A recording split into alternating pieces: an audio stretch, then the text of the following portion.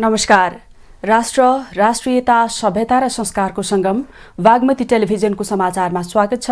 म रेखा श्रेष्ठ। प्रारम्भमा मुख्य समाचार। प्रतिगमनकारी विरुद्ध बनाइएको गठबन्धनमा उही शक्ति हावी हुने खतरा बढेको दाहालको दावी। सरकार छोड्ने विषयमा पार्टीमा छलफल नभएको खनालको भनाई। नेपाल कुनै देशको सुरक्षा रणनीतिको अङ्ग बन्न नसक्ने अध्यक्ष नेपालको भनाई। सभामुख र आफ्ना सांसदलाई अपदस्थ गर्न खोजेकोमा आपत्ति। भारत र अमेरिकाको भूराजनीतिक चपेटामा नेपाल पर्ने खतरा रहेको भट्टराईको दावी। एमसीसी रोकेर माओवादीले राष्ट्रवादको खोल ओढेको आरोप। सर्वोच्चका केही न्यायाधीशहरू एमाले सिद्ध्याउन खुलेरै लागि परेको ओलीको भनाई। सर्वोच्चको स्वेच्छारी निर्णयले न्यायपालिका ध्वस्त भएको दावी। र पशुपति धर्मशाला शिवरात्रि मेला भर्न आउने तीर्थालुका लागि प्रयोगमा ल्याइँदै मन्दिर सजाउन कोषले 50 लाख रुपैयाँ भन्दा बढीको खर्च गर्यो।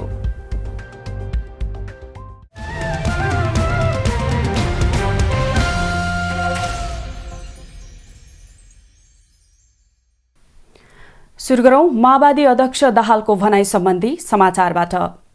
नेकपा माओवादी केन्द्रका अध्यक्ष पुष्पकमल दाहाल प्रचण्डले एमसीसीकै कारण गठबन्धन टुट्ने खतरा भएको बताउनु भएको छ। एमसीसीलाई पनि टुङ्गो लगाएर सत्ता गठबन्धन जोगाउने अन्तिम प्रयासमा आफू लागि परेको बताउँदै आउनु भएको छ। अध्यक्ष प्रचण्डले प्रतिगमनकारी विरुद्ध संघर्ष गर्दै बनाइएको गठबन्धनमा अहिले उही शक्ति हावी हुने खतरा बढ्दै गएको बताउनुभयो। अहिलेको सत्ता गठबन्धन राष्ट्रियता, संविधान र लोकतन्त्र बचाउन बनेकोले त्यसबेला एमसीसी कहीँ कतै नरहेको स्पष्ट पार्नुभयो।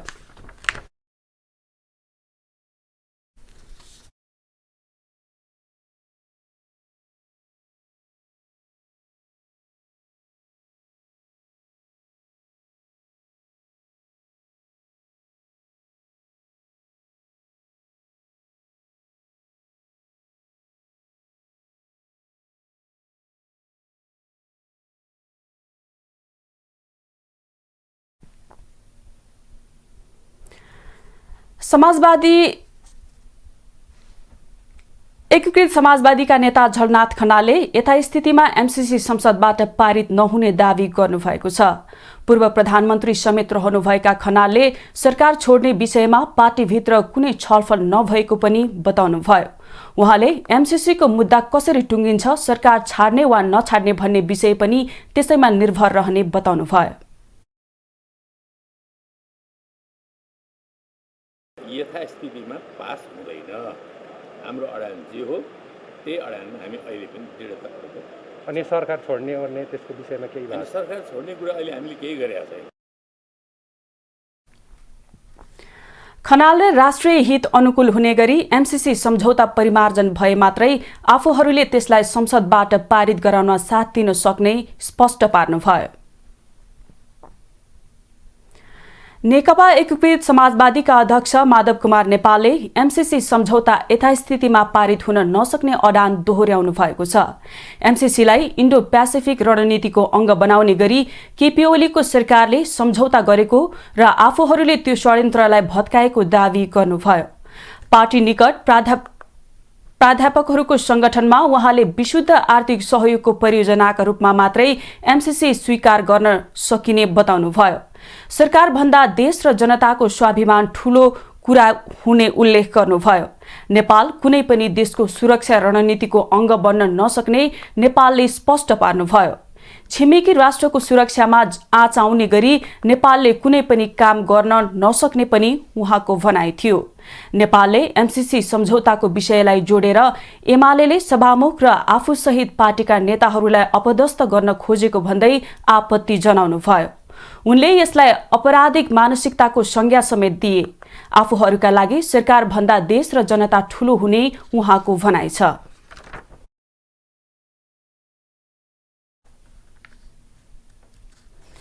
सत्ता साझेदार जनता समाजवादी पार्टीका संघीय परिषद अध्यक्ष डाक्टर बाबुराम भट्टराईले संसदबाट एमसीसी पारित गराउन साथ नदिने भए तत्काल सरकार छोड्न माओवादी केन्द्रका अध्यक्ष पुष्पकमल दाहाललाई आग्रह गर्नुभएको छ।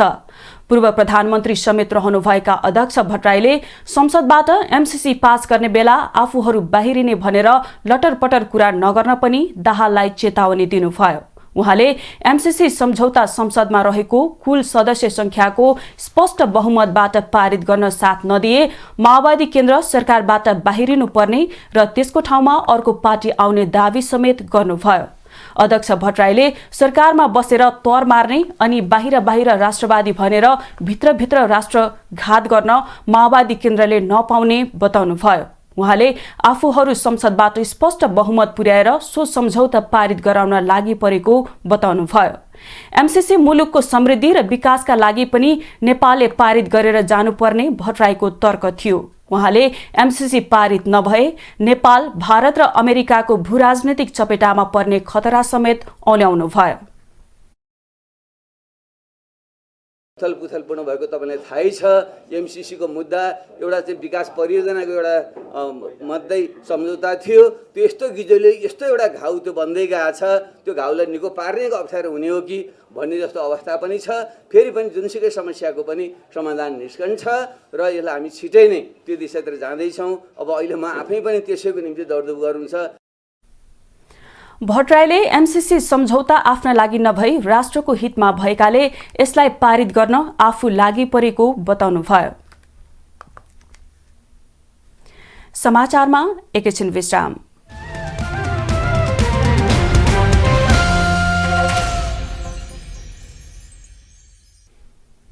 हामी समाचारको निरन्तरतामा छौं। अब बाँकी समाचार। नेकपा एमालेका अध्यक्ष तथा पूर्व प्रधानमन्त्री केपी शर्मा ओलीले सर्वोच्च अदालतमा बसेका केही न्यायाधीशहरू एमालेलाई सिध्याउन खुलेरै लागेको टिप्पणी गर्नुभएको छ। एमाले सम्बद्ध प्रगतिशील पेशागत कानून व्यवसायी संगठन पीपीएलए को दोस्रो राष्ट्रिय सम्मेलनमा ओलीले अमेरिकाबाट न्यायाधीश ईश्वर खतिवड़ाले फुल बेन्चलाई पठाएका इमेलले नै एमाले र केपी ओली सिध्याउन संविधान बाहिर गएर फैसला गरेको पुष्टि भइरहेको बताउनु भएको हो। पूर्व प्रधानमन्त्री ओलीले संसदले प्रधानमन्त्री निर्वाचित गर्नुपर्नेमा अदालतबाटै तोकेर पठाइएकोमा कटाक्ष गर्दै राष्ट्रपतिले नियुक्त गर्ने प्रधानमन्त्री सर्वोच्च अदालतले नै नियुक्त गरेर पठाएको बताउनुभयो। सर्वोच्च अदालतले स्वेच्छारी निर्णय गर्दै जाँदा न्यायपालिका ध्वस्त भएको ओलीको भनाइ थियो। उहाँले बार एसोसिएसनका केही पदाधिकारी र वकिलहरूले तिग्रा ठटाएका भरमा न्यायाधीश इजलासमा बस्ने र नबस्ने निर्णय भएको समेत बताउनुभयो।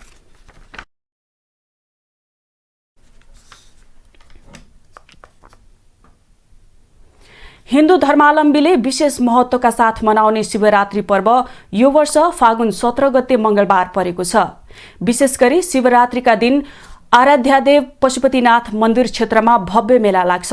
कोरोना त्रासका कारण विगत 2 वर्षदेखि ठूला धार्मिक गतिविधि गर्न नसकिरहेको पशुपति क्षेत्र विकास कोषले यो वर्ष विशेष स्वास्थ्य तथा सुरक्षा सतर्कताका साथ शिवरात्रि पर्वको विशेष तयारी गरेको छ। एक रिपोर्ट। पशुपति क्षेत्र विकास कोषले यसअघि विवादमा तानिएको बतास समूहले भाडामा लिएको पशुपति धर्मशालामा शिवरात्रि पर्वमा सञ्चालनमा ल्याउने भएको छ। बतास समूहसँगको भाडा सम्झौता विवादमा परेपछि कोषले ठेक्का सम्झौता खारेज गरेर शिवरात्रिको मेला भर्न आउने तीर्थालुका लागि धर्मशाला प्रयोग गर्न लागेको पशुपति क्षेत्र विकास कोषले जनाएको छ। आफ्नो जुन सम्झौता बमोजिम उसले जुन भाडा हाम्रो पशुपति विकास कोषसँग जुन एग्रिमेन्ट छ त्यो अनुसार चलाउन पाउँछ। त्योभन्दा बढी लिएको छ भने फेरि कम्प्लेन गर्ने पशुपति विकासले त्यसलाई एक्सन लिने कुरा रहन्छ। किनभने प्रथम पक्षको निर्देशन दोस्रो पक्षले पालना गर्नुपर्ने हुन्छ। यो पक्कै जहाँसुकैको पनि नियम हो। प्रथम पक्ष र दोस्रो पक्ष हुन्छ। दुई पक्षीय करार भनेको दुईटैको समझदारीमा भएको हुन्छ। पहिलो पक्षले दोस्रो पक्षलाई थप निर्देशनहरू दिन सक्छ हैन। हाम्रो पशुपति विकासको सञ्चालक परिषद हाम्रो सर्वोच्च निकाय हो। त्यसले दिएका निर्देशनहरू पालना गर्नु दोस्रो पक्षको दायित्व हुन्छ। यस्तै कोषले आगामी मंगलबार पर्ने शिवरात्रिका लागि पशुपति क्षेत्रका मुख्य 4 प्रवेशद्वारमा बिजुलीका ढोका बनाई त्यसभित्र बत्तीको सजावट गरिरहेको छ। उमाकुण्ड, भुवनेश्वरी, गौशाला र तिलगंगामा समेत बिजुली बत्तीको ढोका बनाइदैछ। महाशिवरात्रि पर्व पशुपति क्षेत्रमा मनाइने मुख्य धार्मिक उत्सव हो। शिवरात्रिको पूर्व सन्ध्यामा पाशुपत क्षेत्रमा पुगेका सर्वसाधारण समेत सजावट र तयारी देखेर उत्साहित छन्। होइन त्यो त लाग्छ, तर अब यहाँ के भइरहेछ, कतिसम्म भएको छ, कतिसम्म गर्नुपर्ने त्यो चाहिँ मलाई त्यति थाहा भएन होइन। तर सबै राम्रो गर्नुपर्छ नि होइन। हामी झन् हिन्दू धर्म मान्नेहरूलाई यत्रो ठुलो पर्व आइरहेको जस्तो भइरहेछ, राम्रो लागिरहेछ। पशुपति क्षेत्र विकास कोषले शिवरात्रिका दिन स्वदेशी तथा विदेशी 5 लाख भन्दा बढी तीर्थालुले मेला भर्ने अनुमानका आधारमा मेलाको सुरक्षाका लागि करिब 10,000 सुरक्षाकर्मी खटाउने योजना बनाएको छ। कोरोना महामारीका कारण विगत 2 वर्ष यता पशुपतिनाथ क्षेत्रमा लाग्ने पर्व तथा धार्मिक उत्सवमा उत्साह नदेखिए पनि यो वर्ष भारतबाट समेत हजारौं तीर्थयात्री मेला भर्न आउने कोषले जनाएको छ। यो वर्ष हामी कोभिडको अघिल्लो वर्ष हामीले त्यति धेरै उत्साहपूर्वक हामीले मनाउन सकेनौँ र यो वर्ष फेरि कोभिड अलि नर्मल भइसकेको, हुन त पूर्ण रूपमा कोभिड हराइसकेको छैन, तथापि अलि नर्मल भइसकेको हुनाले दर्शनार्थीहरूको भिड अलि बढी नै हामीले अनुमान गरेको हुनाले तत्कालीन अवस्थामा हेरेर पनि हामीले फेरि सुरक्षाकर्मीहरूलाई जनशक्ति थप्नुपर्ने अथवा थप जनशक्ति मगाएर हामीले परिचालन गर्नुपर्ने पनि अवस्था आउन सक्छ। यसरी हेर्दाखेरि हामी करिब 10,000 को हाराहारीमा यो महाशिवरात्रि पर्वको व्यवस्थापनमा सुरक्षाका दृष्टिकोणले हामीले परिचालन गरेका हुन्छौँ। परब्रह्मले फागुन कृष्ण चतुर्दशीका दिन मध्यरातमा शिवरूप धारण गरेकाले मध्यरातमा चतुर्दशी तिथि परेकै दिन पूजा आराधना दर्शन गरे यस लोकमा सुख शान्ति र परलोकमा सद्गति प्राप्त हुने शास्त्रीय मान्यता छ। पशुपति क्षेत्रमा यो वर्ष भारत लगायत मुलुकका विभिन्न भागबाट 4,000 भन्दा बढी जोगी सन्यासी आउने कोषले जनाएको छ। पशुपतिनाथ मन्दिर सजाउन कोषले यो वर्ष 50 लाख रुपैयाँ भन्दा बढी बजेट खर्च गर्दैछ। महाशिवरात्रि पर्वलाई लक्षित गर्दै यति बेला पशुपति क्षेत्र परिसरमा रङ रोगन तथा सजी सजावटका कार्यहरू धमाधम चलिरहेका छन्। महाशिवरात्रिलाई नै लक्षित गरेर पशुपति क्षेत्र विकास कोषले यो वर्ष 8,000 भन्दा बढी सुरक्षाकर्मी तथा प्रहरीहरू परिचालन गरेको छ। साथै यो वर्ष बाहिरबाट 3,000 देखि 4,000 हाराहारीका साधु सन्त आउने अनुमान पनि गरिएको छ। दर्शनार्थीहरूको भिडभाड बढ्दो मात्रामा देख्न सकिन्छ। उनीहरूमा एक प्रकारको रौनकता तथा उत्सुकता पनि छाएको छ। बागमती टेलिभिजनका लागि क्यामेरामा नितेश माथेमाका साथ यशोदा भण्डारी, काठमाडौँ। अब पालो बेलाको बोली। पशुपति क्षेत्र विकास कोषले शिवरात्रिका लागि पवित्र पाशुपत क्षेत्रमा विशेष तयारी गरिरहेको छ। यसै सन्दर्भमा हामीले सर्वसाधारणलाई कोषले शिवरात्रिका लागि गरिरहेको तयारी र सजावटबारे तपाईँ के भन्नुहुन्छ भनेर सोधेका थियौं। हेरौं उहाँहरूको भनाई जस्ताको तस्तै।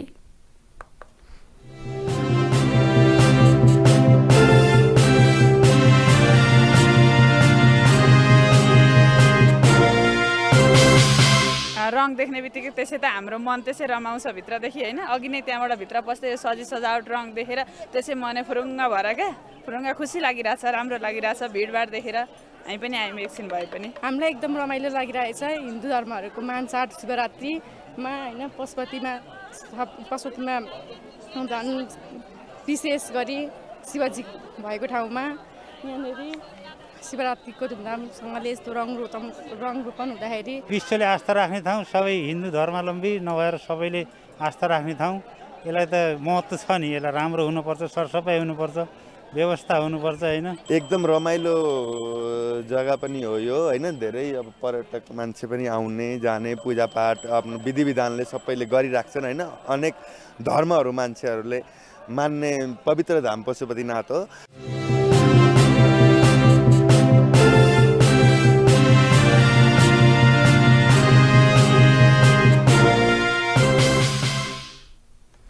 समाचारमा एकैछिन विश्राम।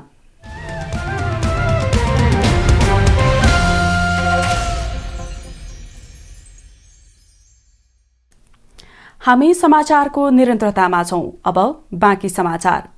देशमा पछिल्लो 24 घण्टामा थप 155 जनामा कोरोना भाइरस संक्रमण पुष्टि भएको छ।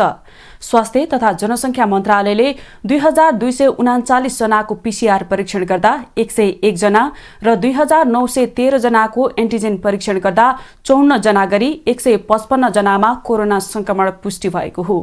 कोरोना संक्रमणका कारण पछिल्लो 24 घण्टामा 2 जनाको मृत्यु भएको छ भने 540 जना कोरोना संक्रमण मुक्त भएका छन्। हाल देशभर कोरोना भाइरसको सक्रिय संक्रमितको संख्या 8839 पुगेको छ।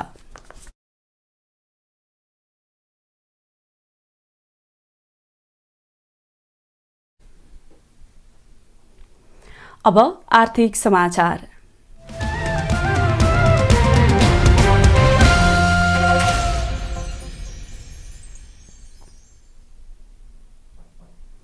नेपाल राष्ट्र बैंकले विदेशी मुद्राको विनिमय दर तोकेको छ। अमेरिकी डलर 1 को खरिदर 120 रुपैयाँ 17 पैसा र बिक्री दर 120 रुपैयाँ 77 पैसा रहेको छ। यस्तै युरो 1 को खरिदर 134 रुपैयाँ 36 पैसा र बिक्री दर 135 रुपैयाँ 03 पैसा रहेको छ। बेलायती पाउन्ड 1 को खरिदर 160 रुपैयाँ 78 पैसा र बिक्री दर 161 रुपैयाँ 58 पैसा रहेको छ। कतारी रियलको मूल्य 1 को खरिदर 32 रुपैयाँ 81 पैसा र बिक्री दर 32 रुपैयाँ 97 पैसा रहेको राष्ट्र बैंकले जनाएको छ।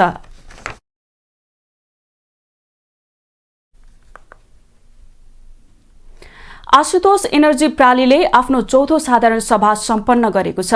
प्रालीका अध्यक्ष मोहन विक्रम कार्कीले नेपाल विद्युत प्राधिकरणले सहयोग गरेमा आगामी जेठको पहिलो हप्तामा सम्पूर्ण टेस्ट सकाउने बताउनुभयो। उहाँले चाँडै नै कमर्सियल उत्पादन थाल्ने लक्ष्य कम्पनीको रहेको पनि बताउनुभयो। उहाँले प्रभावित क्षेत्रमा रहेका स्थानीयलाई रोजगारीको वातावरण तयार गरेको पनि जानकारी गराउनुभयो। अलिकति यो नेपाल विद्युत प्राधिकरणको ट्रान्समिसन लाइनले हामीलाई साथ दियो भने हामीले जेठको पहिलो हप्ता चाहिँ हामी यसलाई टेस्टिङ गर्नुपर्छ र यो ट्रायल पिरियड हुन्छ। 15 दिन चाहिँ हामीले सन्तोषजनक रूपमा चाहिँ प्राधिकरणलाई ट्रायल टेस्ट गरेर दिइसकेपछि चाहिँ हाम्रो व्यापारिक उत्पादन सुरु र कमाउन सुरु हुन्छ। त्यसले जेठभरिमा सम्पूर्ण टेस्टिङ कुराहरू सकेर हाम्रो असार 1 गतेबाट चाहिँ हाम्रो बिल चाहिँ कमाउने र कमर्सियल अफिसर सुरु होस् भन्ने चाहिँ हाम्रो एउटा चाहिँ लक्ष्य छ। उहाँले आयोजनाबाट सुखायामा 15.9 गिगावाट र वर्षायामा 35.6 गिगावाट आवर गरी कुल वार्षिक 51.57 गिगावाट आवर विद्युत उत्पादन गर्ने कम्पनीको लक्ष्य रहेको बताउनुभयो। आयोजनाको अनुमानित कुल लागत 1 अर्ब 50 करोड रुपैयाँ रहेको जानकारी दिनुभयो। अब खेलकुद समाचार।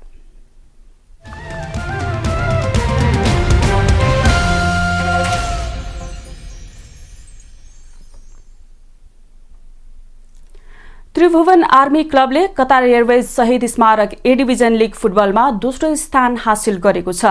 आफ्नो अन्तिम लीग खेलमा मनाङ मर्स्याङ्दी क्लबसँग 1-1 गोलको बराबरी खेलेपछि आर्मीले दोस्रो स्थान हासिल गरेको हो।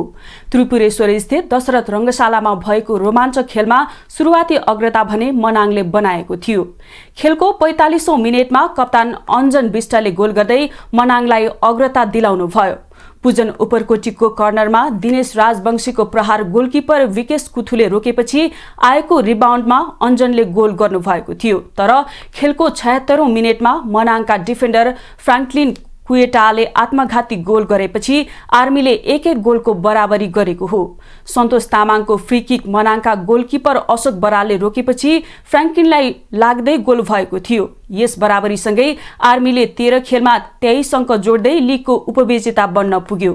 न्युरो टिम एनआरटीसँग अङ्क बराबरी भए पनि हेड टु हेडमा आर्मी अघि रहेको हो। लीगमा अपराजित रहेको आर्मीले यस सिजन 5 जित र 8 बराबरी खेल्यो। लीगको उपाधि मच्छिन्द्र फुटबल क्लबले जितेको छ। मनाङले 13 खेलमा 21 अङ्क जोड्यो। मनाङले 5औं स्थान रहँदै लीगको अन्त्य गरेको छ। मनाङले 6 जित 3 बराबरी र 4 हार बेहोर्न पुग्यो।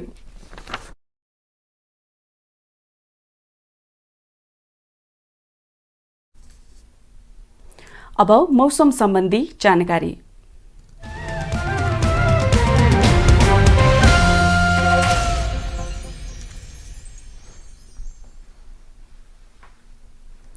देशको सुदूरपश्चिम कर्णाली र लुम्बिनी प्रदेश लगायत गण्डकी प्रदेश र बागमती प्रदेशका पहाडी भूभागमा आंशिकदेखि सामान्य बदली रहनेछ।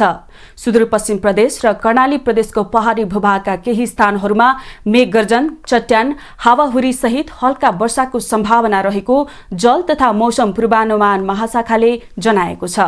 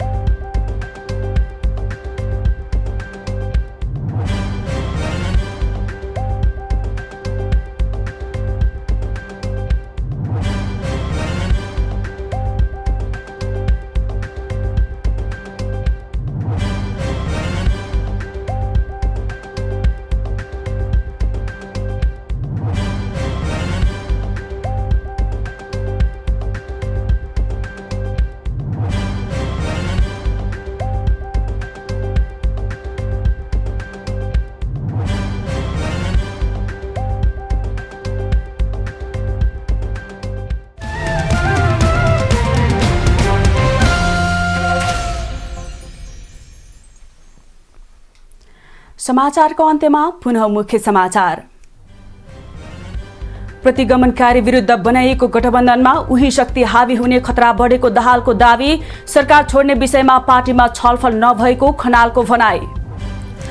नेपाल कुनै देशको सुरक्षा रणनीतिको अङ्ग बन्न नसक्ने अध्यक्ष नेपालको भनाई। सभामुख र आफ्ना सांसदलाई अपदस्थ गर्न खोजेकोमा आपत्ति। भारत र अमेरिकाको भूराजनीतिक चपेटामा नेपाल पर्ने खतरा रहेको भट्टराईको दावी। एमसीसी रोकेर माओवादीले राष्ट्रवादको खोल ओडेको आरोप। सर्वोच्चका केही न्यायाधीशहरू एमाले सिद्ध्याउन खुलेरै लागि परेको ओलीको भनाई। सर्वोच्चको स्वेच्छारी निर्णयले न्यायपालिका ध्वस्त भएको दावी। र पशुपति धर्मशाला शिवरात्रि मेला भर्न आउने तीर्थालुका लागि प्रयोगमा ल्याइँदै मन्दिर सजाउन कोषले 50 लाख रुपैयाँ भन्दा बढीको खर्च गर्यो।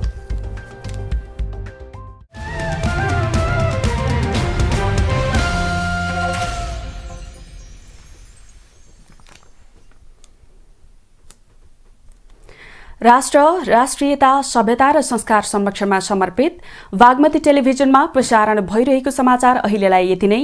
हेर्दै रहनुहोला बागमती टेलिभिजन। नमस्कार।